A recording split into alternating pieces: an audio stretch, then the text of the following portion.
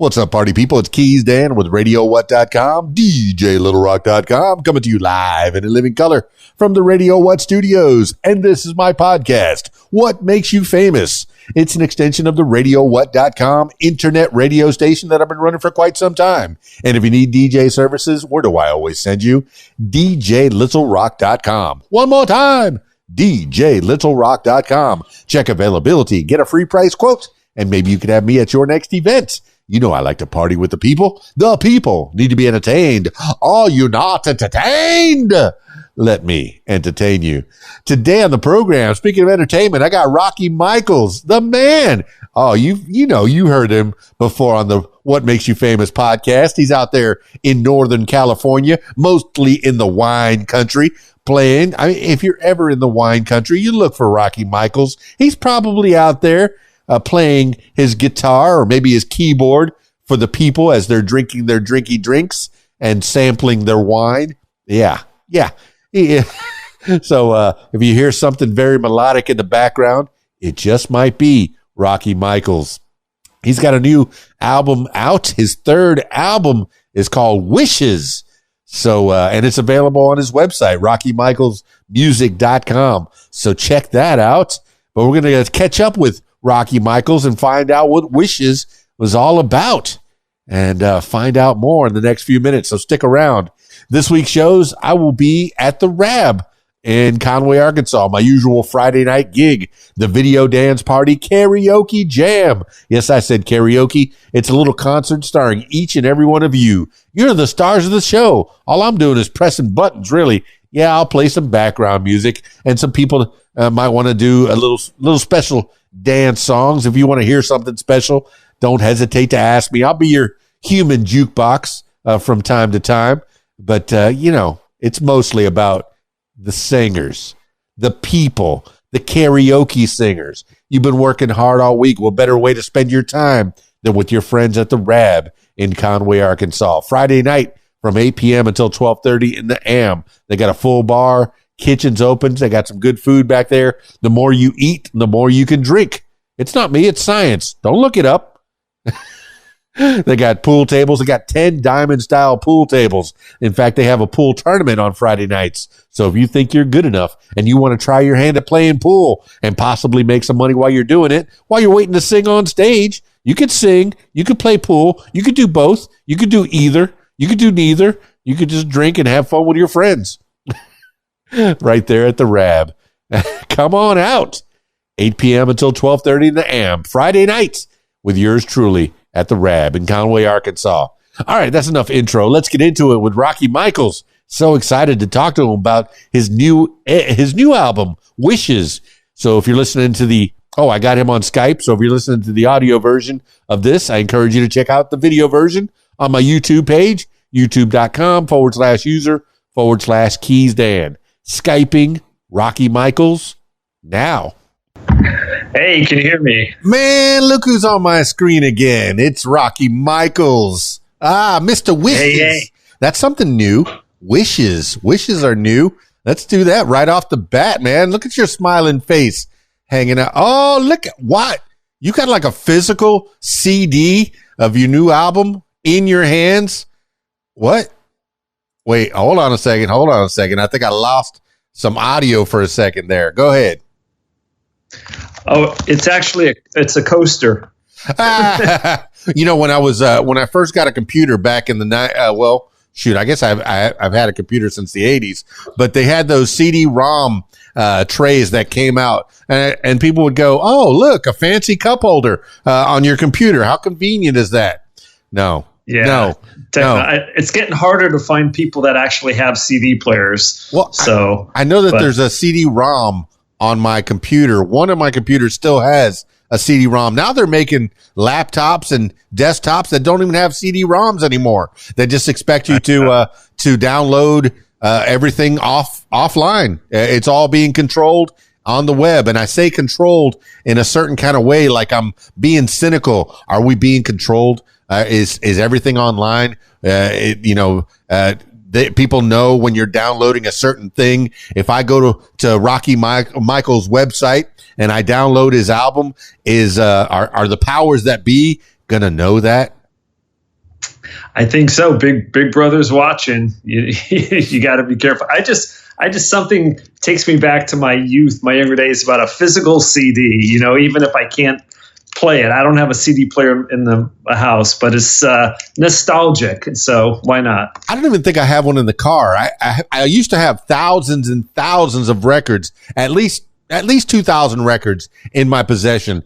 I'm down to 2 records. One of them is hanging on the wall right there next to me. And then I have 2 CDs that I can see. I think I have a few more little CDs in my boxes, but there's 2 CDs of people that have been on this podcast, and people that I'm fans of. I'm a fan of you. I'm a fan of, and if I'm a fan, I put them up on the wall if I happen to have the physical, but I don't play them. I don't play them in the car.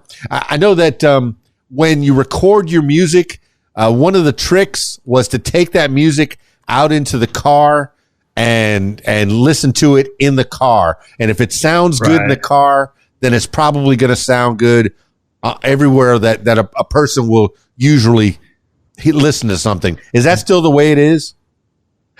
I think so. Depending on the stereo system in the car, it's a good way to listen to it to get a different perspective. But keep those CDs. And it's like, I think of it as like baseball cards. You never know, in 10 years they might be worth something. It's like, wow, Willie Mays, hey, how much for it? No, if Rocky Michaels is coming out of there, it's worth something right now. Okay. Know your worth, and then add tax. I think that's what one of the sayings that I've heard on my TikToks and my Instagrams. And yeah, I guess I was dating myself, because records, when they were made back in the 70s and 80s, you would make the album, and I've been present at Magic only a few times in my life. I'm no record producer, but I've been in record studios while records were being produced.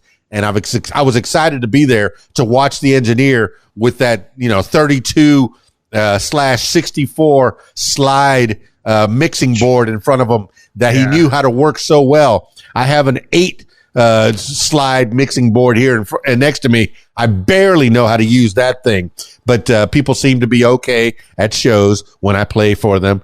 But, Rocky Michaels, we talked about a lot of things on the last podcast. What are you up to? I mean, people already know there's a new album. I already let the cat out of the bag there. But tell me about the new album and what's been going on in the world of Rocky Michaels. Thanks for having me on. I appreciate it. So just finished my my album here, and I typically, when I get 10 songs, I package it up as an album. So my latest song, Seasons, which came out about 2 weeks ago, was my 30th song. So it's the 10th and final song on my 3rd album. I can't believe it's been 30 songs already. And I'm promoting the album. In fact, Wednesday, March 6th, which as of this recording is tomorrow, I'm having a live stream on Facebook. I'm going to give away 10 free albums, either physical CDs, or you can get the download link to the album. It's going to be a live drawing, and I'm going to explain a little bit about each of the song, kind of the inspiration behind each song. So looking forward to that. But just keeping busy, playing out at wineries are very popular out here in California, and got some lined up. And just, it's a cliche, but just trying to enjoy the journey, man.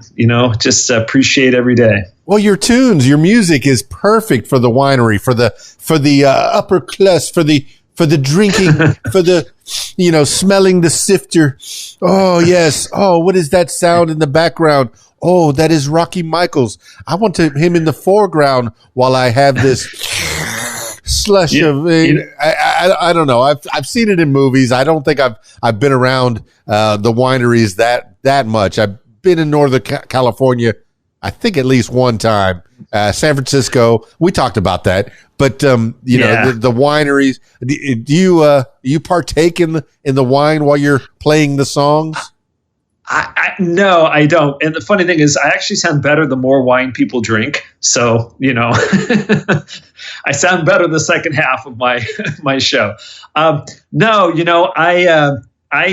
filled up my quota of alcohol in college, and so I actually haven't been drinking, just my own personal choice. But wineries are such a great compatible venue. You know, I'm a pretty mellow sounding guy. I'm not belting it out like Axl Rose. Pretty mellow stuff, and it's they invite me back, and there's so many wineries out here, not just Napa, which I can get to within an hour to the north, but there's a town close by called Livermore, which is kind of the stepsister of Napa. I mean, there's some great wineries out there, so it's just so many wineries to choose among and to play for. So it's been fun. Well, I'm with you on that. I had my fill when I was 21 and 3 months. I had a half a beer one time and I passed out, and that was the last of it.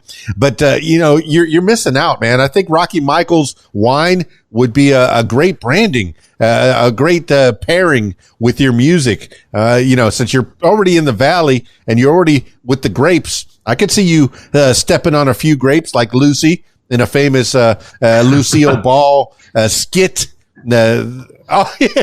Oh, that's when she was doing the chocolate thing. No, but her and Ethel actually stepped on grapes at some point. I don't know whether they went to Napa Valley or they went to Italy, and they were stepping on grapes at some point. But I could see. Well, all right. Have you ever stepped on grapes while you're playing your guitar? I have not, but I'm always looking for a new twist. So thank you, Keith Dan. I may just, I'm always looking for inspiration and new marketing ideas. Well, I think never knows. I think now it's ceremonial that they step on the grapes. I don't think anybody drinks that. The FDA probably wouldn't allow it if they're even over that. I don't know, Food, Drug, Alcohol Administration. Somebody's going to put their hands in it. I think that when they're rolling out a new grape or a new wine, they do a ceremonial stomping of the grapes. And hey, maybe somebody drinks that.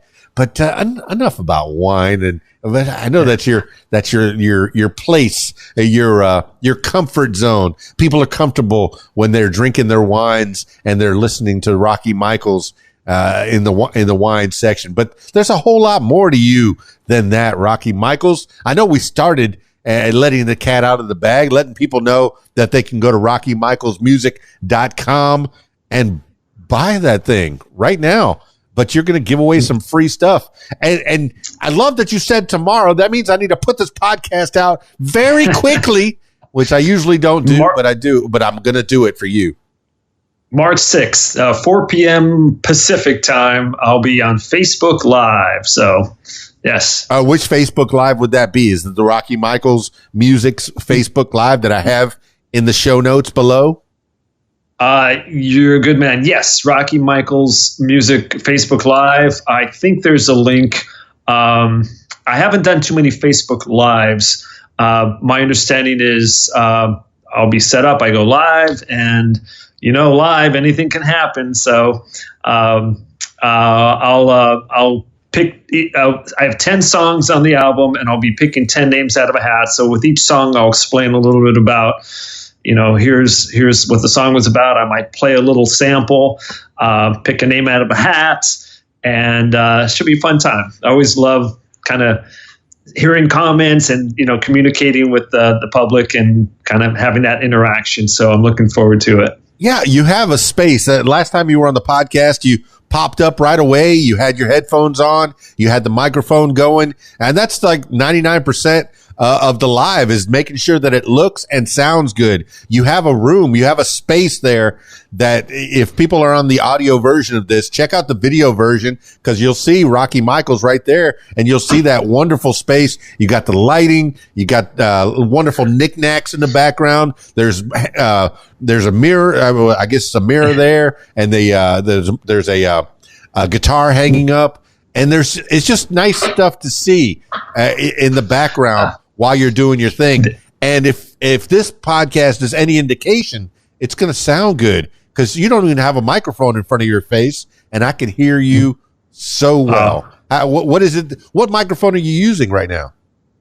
I'm using my larynx and just the laptop. I don't have a recorded microphone, so it's just the laptop. But this is funny. I appreciate the kindness. This is the downstairs guest room of our house, and I've kind of my wife's been very gracious. I've kind of turned it into my own man cave. What you can't see is there's a doggy door right down here. So we may get our golden retriever to come on out and take care of some business. But yeah, this is kind of my space where my creativity hopefully gets inspired out here. Oh, I love the term man cave. Is yes, my wife and I are in this together. We have bought this house. We have this land. We have these various things that we've purchased together, and I get the smallest of small spaces that I can call my own. She's got the rest of the house, and I've got this little space that I can call my man cave. Here it is. As long as you have your own space, I think that's important. We each need our own space. I think that's what keeps a marriage together. Being together and watching a movie or, Netflix and chilling. And I know I'm not using that term correctly because I just think it's watching a movie on some kind of a streaming service. I know the kids are using that term for something else, but I'm saying that I'm, got my arm around my honey and I'm watching a movie. It could be a chick flick, and there's another term that gets thrown around. Not just man cave, chick flick. You're going to hear a lot of old man terms coming out of my mouth from time to time. What is a chick flick? Educating the younger audience here. Anybody under 30. What's a chick flick? I don't know. What's a CD? What's a CD? What's a record? What's a vinyl? Do you have? Hey, has any of your stuff been pressed on vinyl? And for me, it's for no good reason because I don't even have a record player anymore. I'm a DJ. I don't have a record player.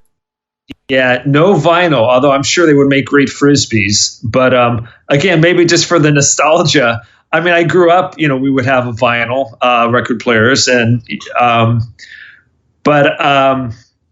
vinyl.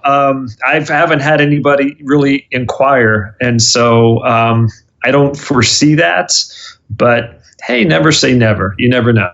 Yeah, I'm class of 86. Growing up in the 80s, we had in Fort Lauderdale, in South Florida, Fort Lauderdale, we had a corner that we all hung out in high school. Yes, Broward Mall was a little further away, but on this corner was the movie theater, McSugar's video game parlor, and right next to that was the record store.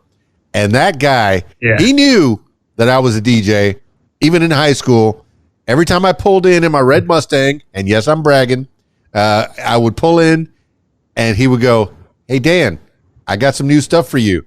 I got some new records. All right. Yeah, I got some new records." And of course, all my McSugar's video game money that I was going to spend over here, or the movie money that I was going to spend over there, went right to the record store because I loved albums. I loved vinyl. I loved opening an album and seeing liner notes. And what was Rocky Michael thinking? Oh, Rocky Michaels is an award-winning independent singer-songwriter, recording artist. He began piano at age 5. Oh, he crafted his skills into songwriting throughout high school. Wow, the story is right there on the record. Is there any liner notes on a CD? What do you got in there? Good segue. It's wrapped in cellophane, so I don't have an open one, but I actually took the time. It's an 8-page fold-out, so I have the lyrics. It's really small font, but I have the lyrics to each song and a little excerpt or a little one-sentence liner summarizing the song. So you might need your magnifying glasses, but I do have that here as an extra bonus for those who want to buy a physical CD. And, you're mentioning albums. I remember we used to have, I think it was called Tower Records out here. I think my first album was Styx, The Grand Illusion, and Boston, and, dating myself as well. But just great memories. You open it up and you read and you play it on the turntable, and the imperfections. I mean, those were special times. Well, I like that you took the time to make an 8-page program there, because this is fodder for me on RadioWhat.com when I'm playing a Rocky Michaels song. I want to tell the people a little bit when I'm introing the song. I want to say, hey, Rocky Michaels, he's out there in California. He's probably playing in Napa Valley right now, playing for some drunk winos. I mean, I'm sorry. Did I say that improperly? I'm going to get canceled. like a stamp by some drunk winos. I said it again. I can't believe I just did that. What wine gives you the best buzz? Okay. I don't want to swish it around. I want to chug it. And this is coming from a non-drinker, but No, yeah, it's. I mean, I've played at bars too. I've played at hotels. I'm going to be playing at a festival or two this year. So I just love playing, and every venue is different, of course. I've played in front of a few hundred people. I've played in front of 6 people, and you have. Sometimes I'm just a background music, which is fine. Sometimes I'm center stage. And I don't mind just the opportunity to play music. And if I can make a connection, I know it sounds corny, but it's sincere. If people kind of nod or they say, yeah, I feel the same way, or I totally get it. I mean, that's like the greatest reward I could ever receive. It doesn't matter how big or small the venue is. It's just those connections. Well, I do. I'm fully aware that alcohol reduces inhibitions. They put people on the dance floor, and the more you drink, the better you sound at karaoke, which I do, quite often. I get to play for people, and I get to watch them as they come in. All right, here we are. Yeah, party. And as they leave, oh, here we are, party. But all through, they've had a good time. They remember it fondly. And part of that, is because of you, Rocky Michaels. If you're doing your functions, they're going to remember, hey, that guy was really good at singing, and he had some. And is it all originals that you're playing for the people? Or, okay, I did see that you put up a video recently of the Friends theme. Why? I don't know why. Hold on a second. Go. Yeah, so when I'm playing out, most people still are not familiar with my music. So I will, if I'm playing for 3 or 4 hours, that could be 60, 70 songs. So I'll play mostly popular cover tunes, from the 60s up to the 2000s, and I'll sprinkle it in with originals. And I'll usually say, it's only an original song if you like it. Otherwise, it's someone else's song. But it's a great way to sort of get them engaged. I play a lot of John Mellencamp, the Eagles, James Taylor, Simon and Garfunkel. I mean, some great lyricists that I really admire. And then when I do play an original song, if there's engagement with the crowd, I'll explain it. Hey, here's a song that I wrote. Every song has a story behind it. And so I think it's fun to kind of share it. Hopefully they'll like the song, but at least they can have a little bit more insight as to how the song originated and, what was the creative process for it. Yeah. One of the things that I appreciate and piggybacking on to the liner notes is the storytelling. When you're watching a solo guitarist or a solo pianist or a solo artist on stage singing their songs, you want to hear that story behind it. One of my favorite shows, I guess MTV's sister VH1 used to have storytellers, and these people that got on certain levels, they were selling millions of albums. But the best thing is when they were intimate and they were telling stories about how they were feeling when this song came about. That's what I want to hear. I want to know, yes, the song is great, but what's the story? That's what this podcast is. The story behind Rocky Michaels, Making Wishes, and your other albums as well. You have 2 other albums.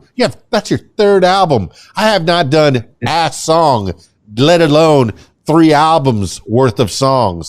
It's fantastic. It's a superpower.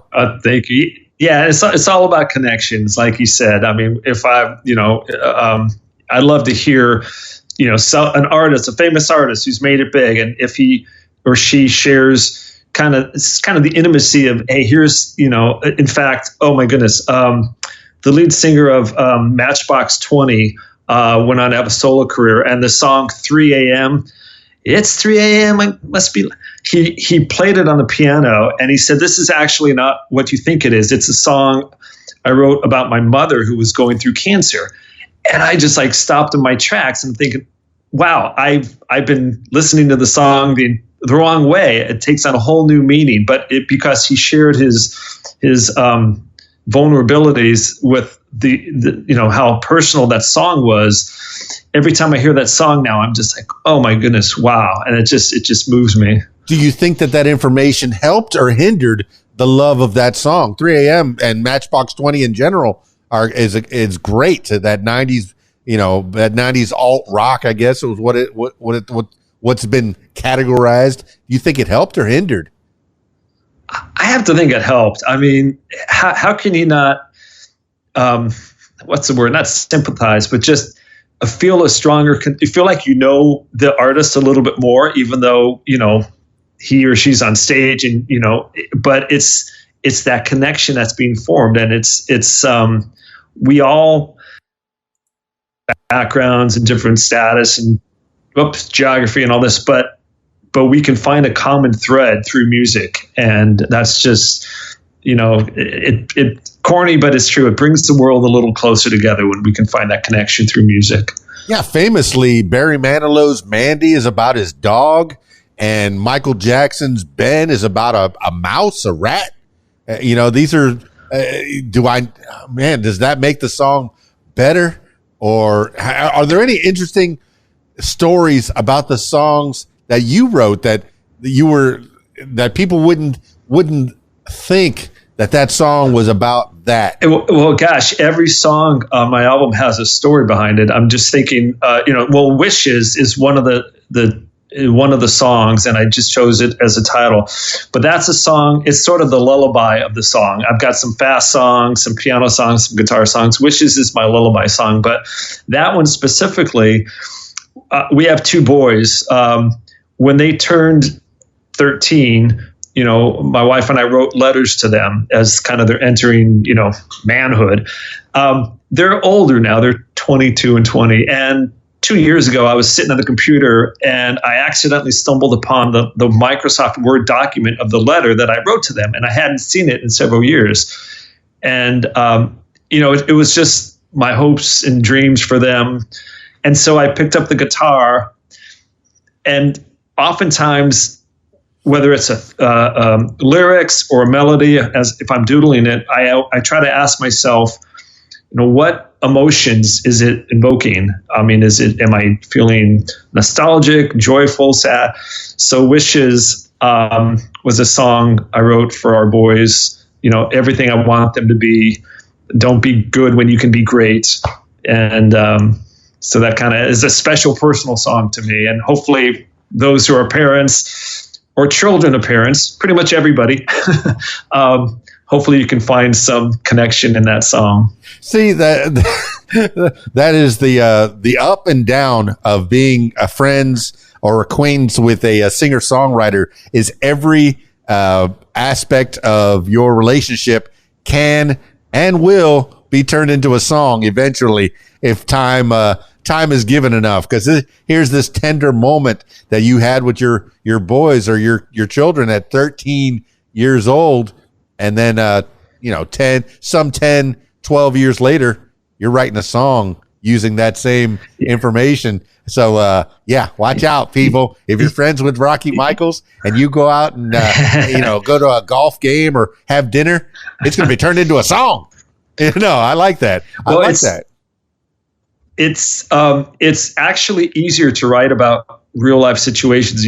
It's hard to make up something because we all have lived a little bit, and it's just, you just got this resource of experiences. And, I'm trying to, I started years ago putting songs out there just as a form of a kind of a living diary. If I were to ever get run over by a truck, hopefully my kids and family have, dad's goofy pearls of wisdom that he was trying to share through his song. So, and it's kind of taken on a life of its own. Yeah, I don't write anything. I hardly even read anything anymore, but audio has been my medium almost my whole life. So I love talking into microphones. I had the cassette player. Grandpa, what's a cassette? I had the cassette tape recorder where you press the play and the record and you just tape, and most of the time it's trying to get the song off the radio,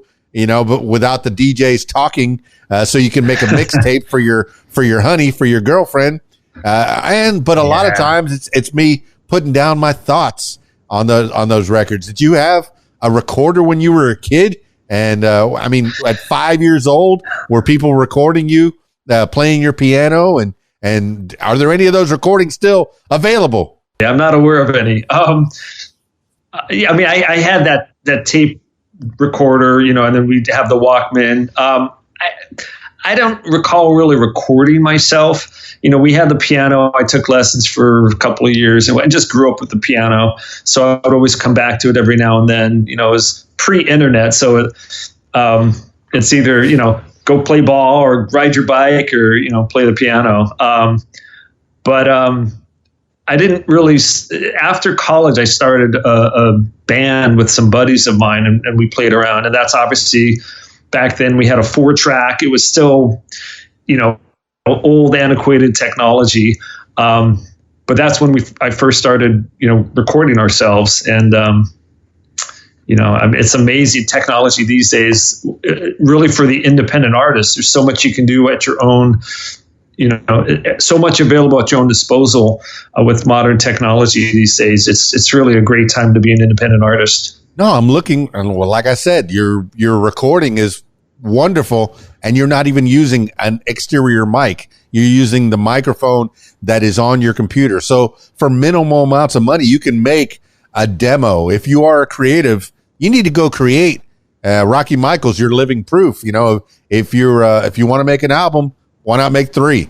You know, if you have that ability to get the thoughts out of your head and put them down on paper and put them to music. Is this all you, or do you have a collaborator? All 30 of those songs, did they come solely from Rocky Michaels and maybe your engineer helping to mix them up a little bit?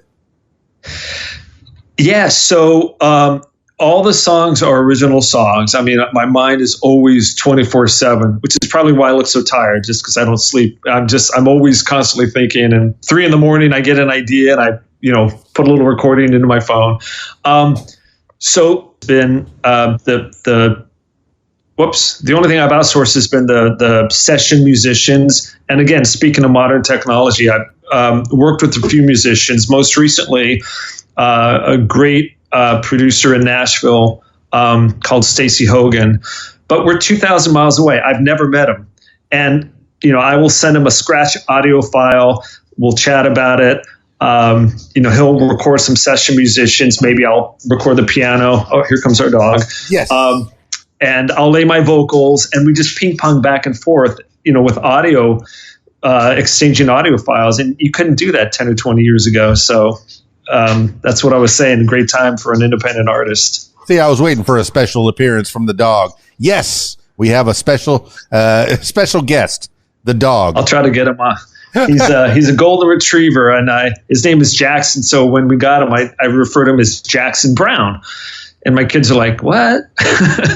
So I had to explain who Jackson Brown was. And did you pull out that old CD and show them that Jackson Brown was a marvelous singer?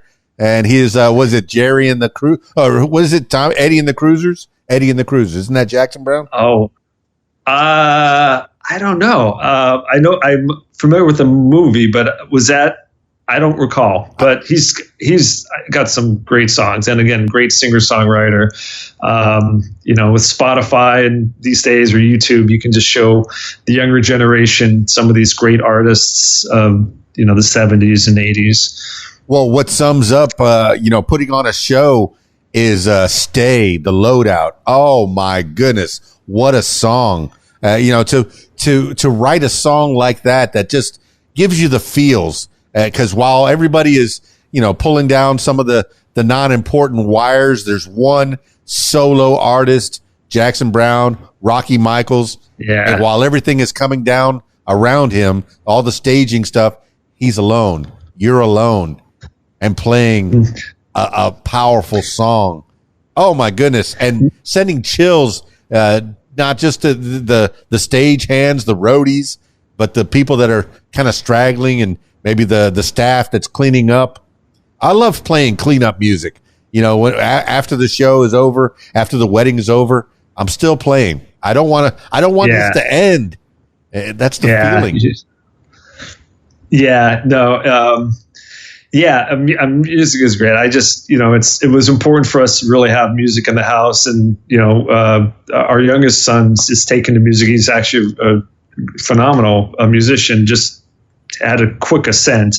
But just the exposure to music, whether you can play it or just appreciate it, again, it's like this universal voice that we can all listen to. And so my love for music has been passed on to the next generation. So I'm very happy about that. Well, the ability to make a song and put it out to the world so simply, so easily, I think, man, I don't know if it's helped or hindered. Yes, there's a lot more things to listen to, a lot more things to watch, a lot more things to read, because almost anyone with just minimal amounts of income, of money, can put their thoughts, their ideas, their songs out to the world. With YouTube, you can make a movie, make some scenes, make a short story, put it out to the world, play a song and put it out to the world so quickly. Is that good? Is that bad? Does it make it less special? I mean, when we were kids, we were listening to people that were begging for record contracts. We were just sitting out in front of these record studios and singing and hoping that somebody would come out and say, you are worthy. But now nobody even has to say you're worthy. You can deem yourself worthy and put it out there.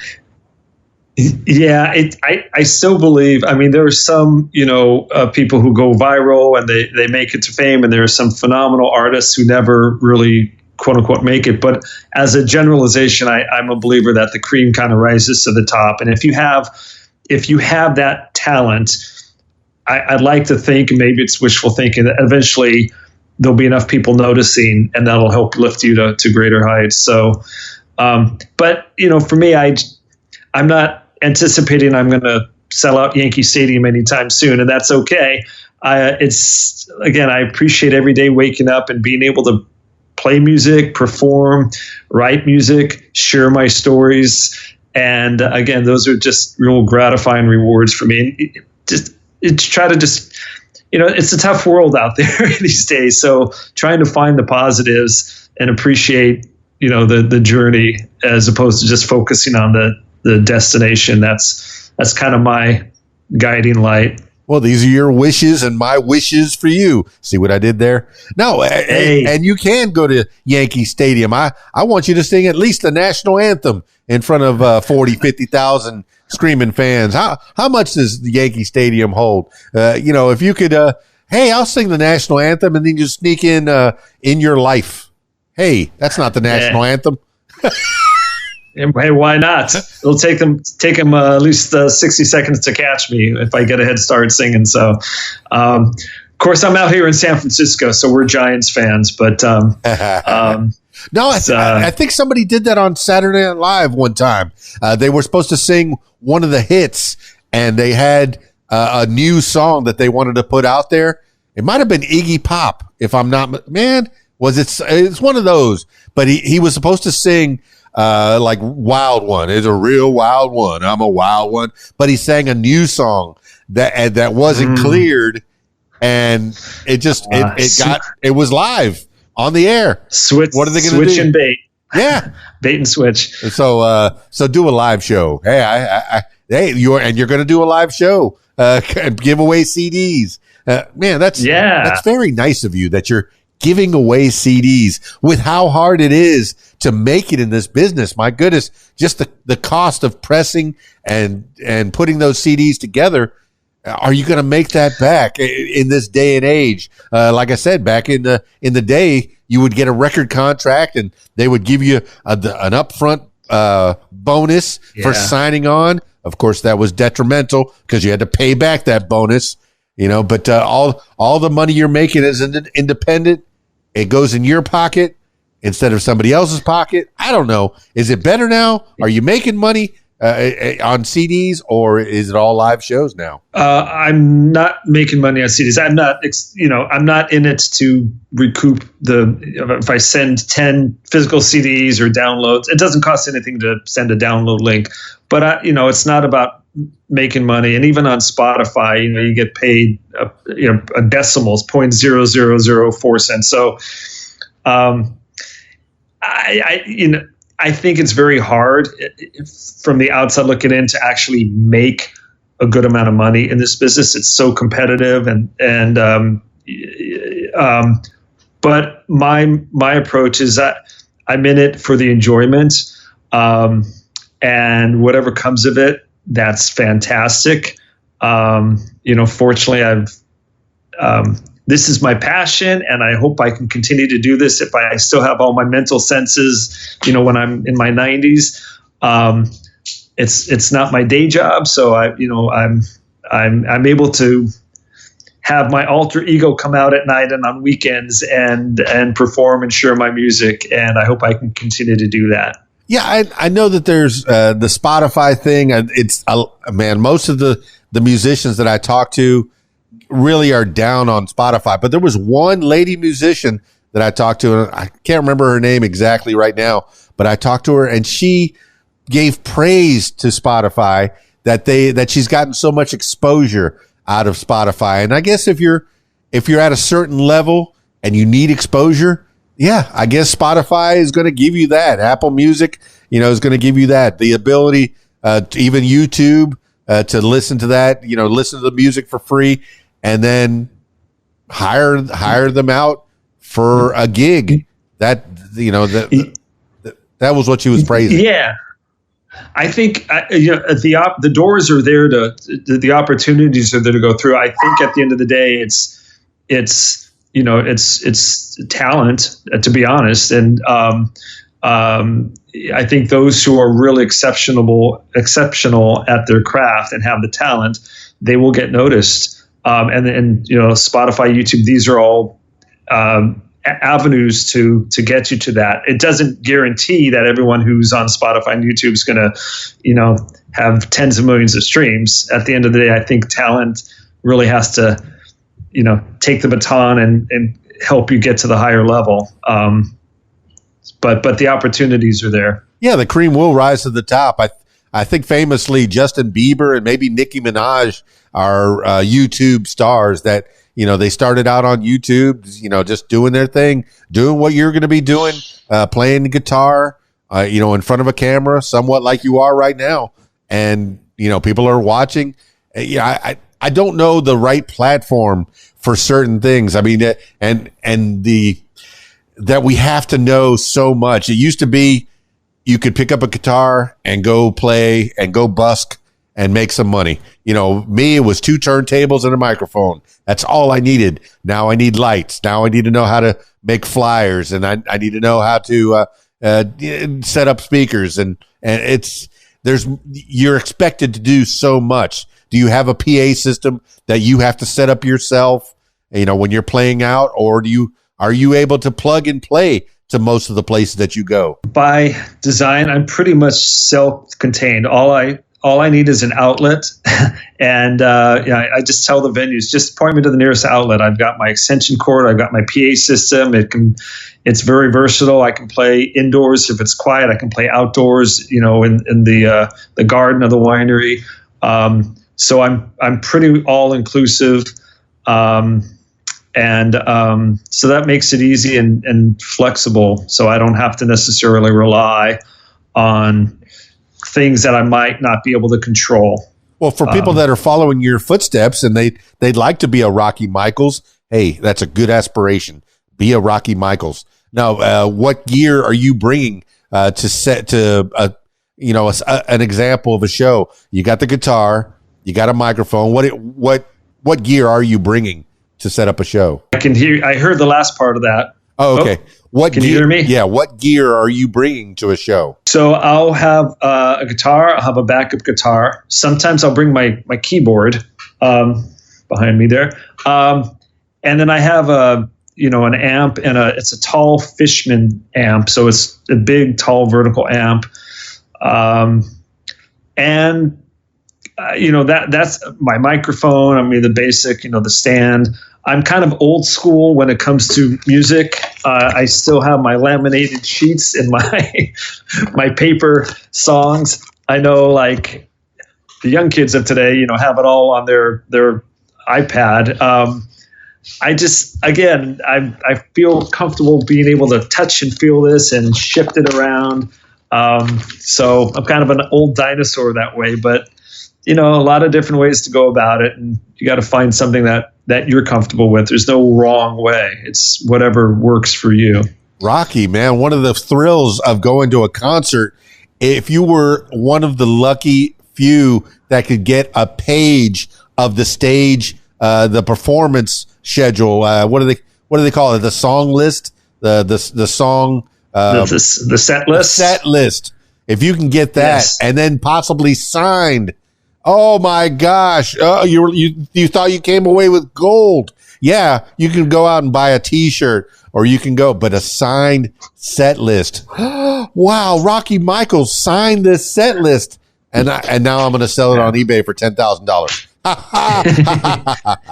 Oh. Yeah. Hey. Yeah, it's demand. If there's a demand for it, you never know. I mean, it could be, I've been to concerts where they toss out guitar picks. Something is, a dime a dozen, and oh my goodness, I got a guitar pick, and you put it up on their wall in a frame. Yes. So, yes, a drumstick, a guitar pick. I got stuck in the eye with this drumstick. Yes.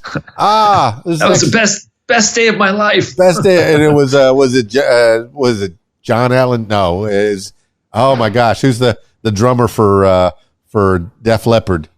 Rock. Oh, he got in an accident. Rick he Allen. Lost his arm. Rick Allen, right? Yeah. The one-arm he drummer. had to learn how to play with his legs and one hand. And I love Def Leppard too. A great band from the 90s. Well, they had an electronic drum back then, I think it might have been even the 80s when he lost his arm, and they made him an electronic drum kit. That was almost unheard of back then. People were on regular skins, but my goodness. All right, you talked about you were in a band. Are you still chumming around with bands, or are you still playing with bands, or is all solo Rocky Michaels? It's all solo. I mean, I'm not opposed to it, but I've been sort of just kind of having fun just playing solo. My buddies from the band, one guy moved up to Oregon. We're still good friends today, but it's just not geographically, conducive to get together. So I've been going at it solo. Selfishly, it's nice. I only have to rely on myself.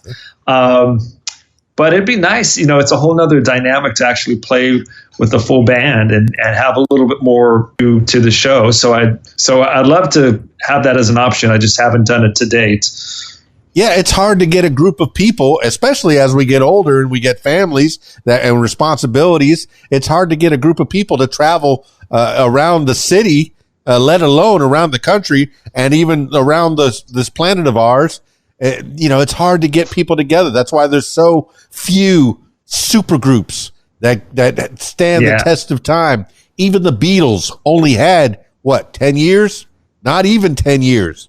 The Beatles. Wow. The Beatles. Yeah. They didn't last 10 years. They were like in their late 20s when they broke up.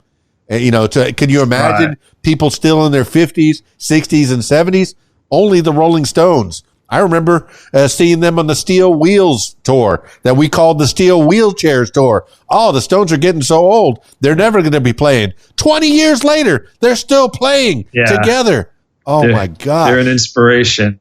So, a lot of different genres out there, obviously, but good music, good talent, I heard Billy Joel at the Grammys sitting down. He hadn't played in a while. He played a new piano song. And I mean, I grew up, with Billy Joel in the 70s. And he's old. We're all older, but it's still such a joy to see great talent perform as long as they still can. So, age is relative. If you're that good and you have the talent, I'd listen to you regardless of what your age is. Yeah, you're talking about Billy Joel. He plays those notoriously long shows. But I was listening to a podcast with Paul McCartney. I'm sorry, Sir Paul McCartney of the Beatles. Yeah. And he said way back then, they were only playing 30-minute, maybe 45-minute shows. 30 minutes was like their regular show. Get up, play a couple of songs to some people that are screaming and can't hear your songs anyway. So 30 minutes and we're out. And then Bruce Springsteen ruined it all with his 4-hour shows. I was at the Orange Bowl back in '84 watching the Born in the USA tour. He collapses after 3.5 hours, gets off stage for about 15 minutes, comes back for another 45 minutes. That was like an all-day function, man. To go to a concert now, especially with those guys who like to go long, you better take a nap, pack a lunch. But yeah, Paul McCartney says he ruined it for everybody. Now people expect a long show like that. Yeah, well, you probably didn't see behind the curtain. Bruce Springsteen had like an IV unit set up just for to replenish his electrolytes, and he went back and stage.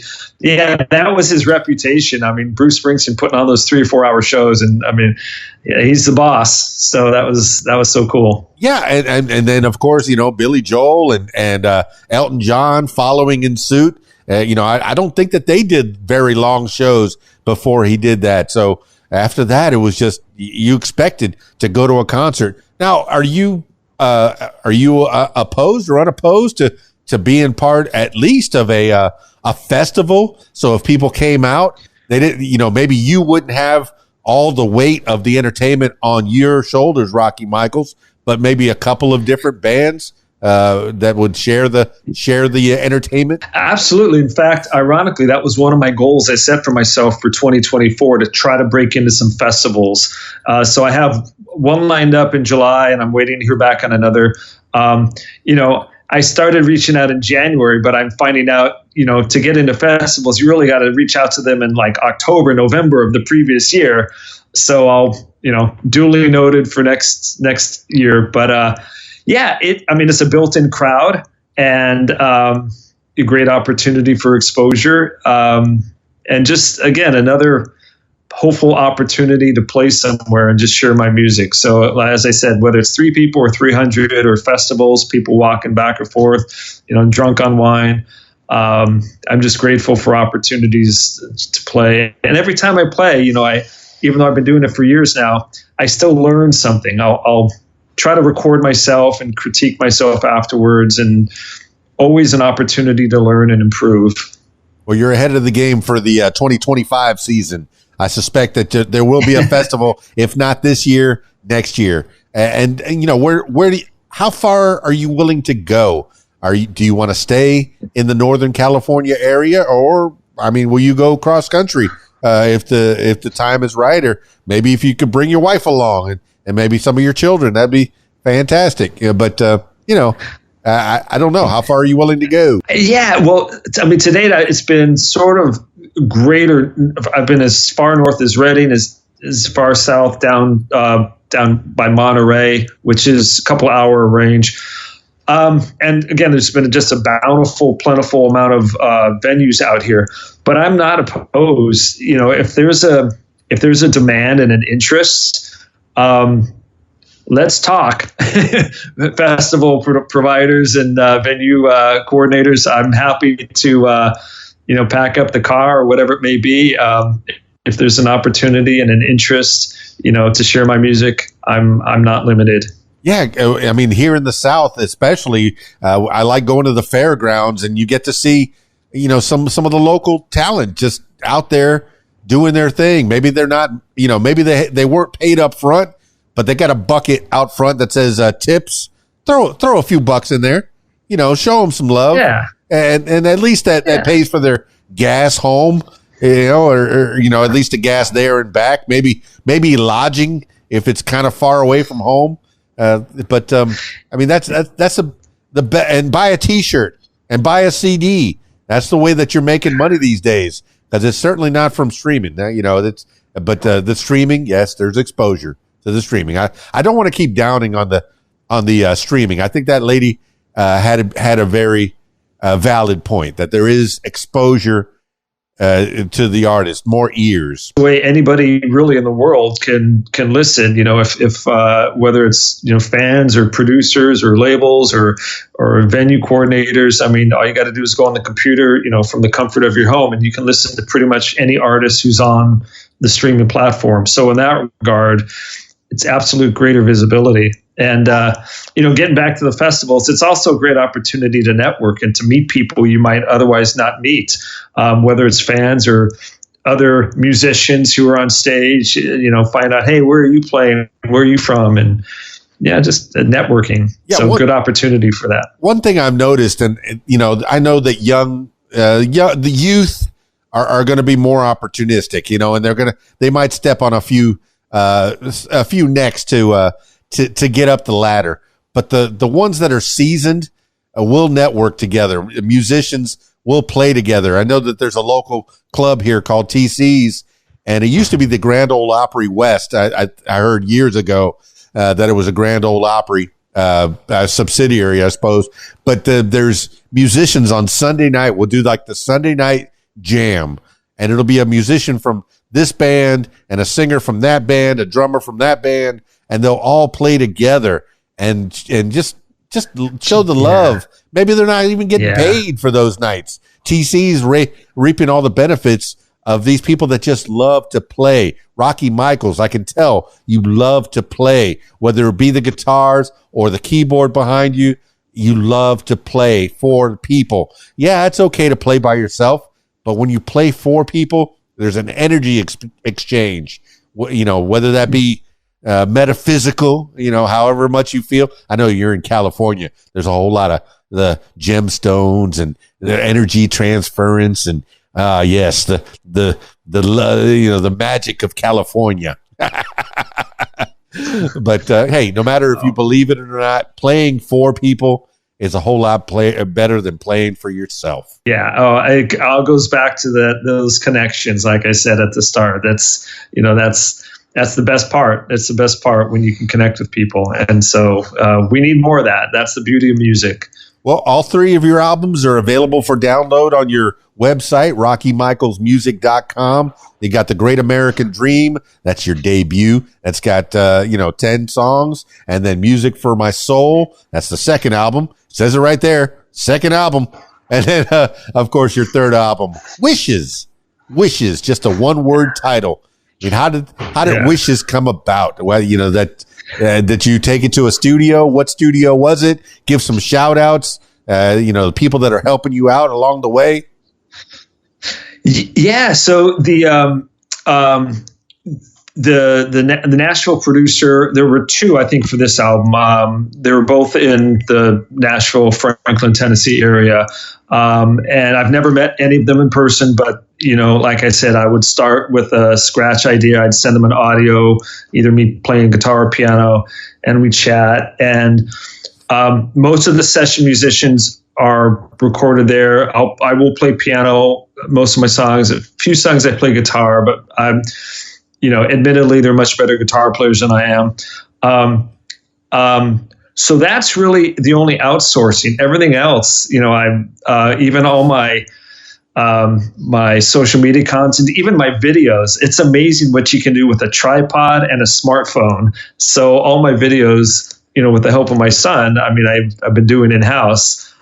So really the only outsourcing has been for the session musicians, but it's just been a great process. And Wishes, as I said, that was the name of one of my tracks. And I just thought that would be a good title for the song, having your light shine like fireflies have, which is one of my songs, and to be the change and all these positive aspirations. So Wishes, I thought, encapsulated kind of, all of my songs. And yes, you can also buy them individually or listen to them. You can go to YouTube. You can listen to them for free on YouTube. I have music videos for almost all of my songs. That's a nice free way to listen. And if you like it, you can always stream it. I like that. I'm a child of MTV. I remember when MTV used to play music videos. Look at you. Wow. I did not do that. Hey, you did. I? Yeah, that was a perfect ending to your little speech there about how the song came out. Oh, that's fantastic. For people listening to the audio, I don't know how that. For people listening to the audio, there was fireworks behind him as he talked about his wonderful album Wishes. But I remember famously, you're talking about how the sausage is made, how studio musicians are making the albums. They've been doing that since the dawn of time, since people were recording songs. I remember a story about the Monkees.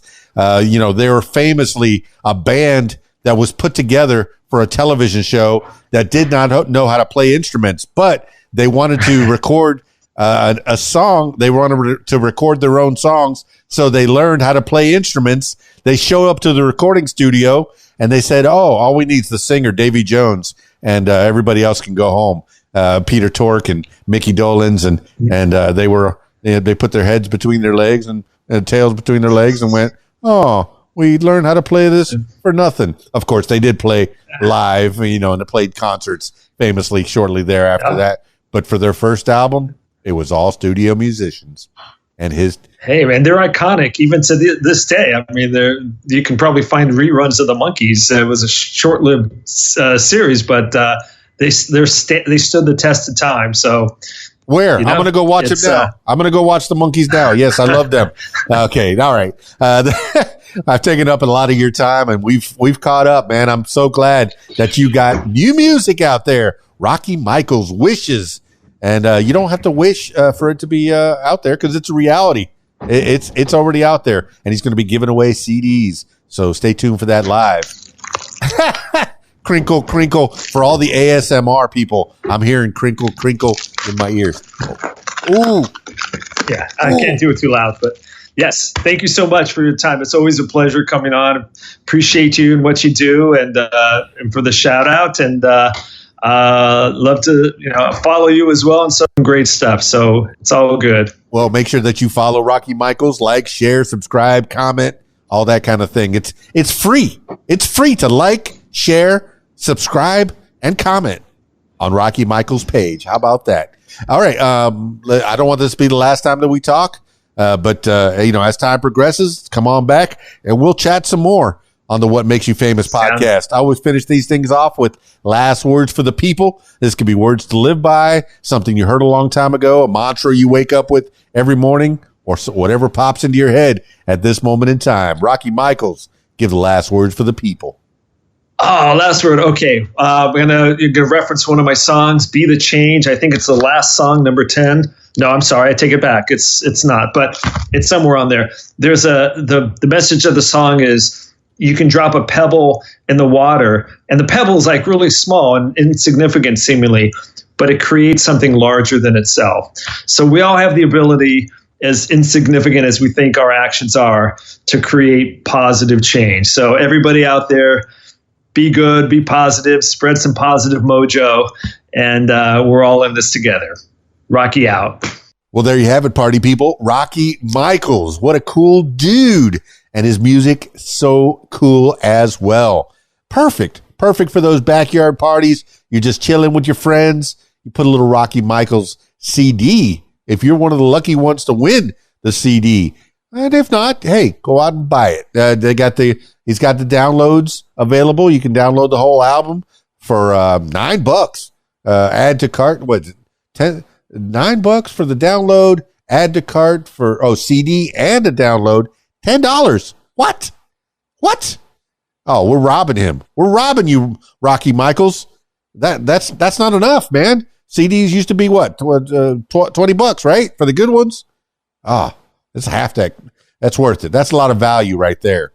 And you got 3 albums from which to choose. Buy all 3. Collect the set. Maybe you can get Rocky to sign it. Look, I'm putting you out there. You get a signed copy. I don't even know if he's got signed copies. I don't know if you got signed copies. Hey, send it to me. I'll sign it. All right, party people. Thank you so much, Rocky Michaels, for being on the What Makes You Famous podcast again. That's it for this edition of What Makes You Famous. Now, yes, I'm turning my attention to you. If you'd like to tell your story, I encourage you to give me a call or text me at 501-470-6386 or email keysdan@aol.com. That's it for me. It's keysdan, radiowhat.com, djlittlerock.com. Peace. I'm out of here.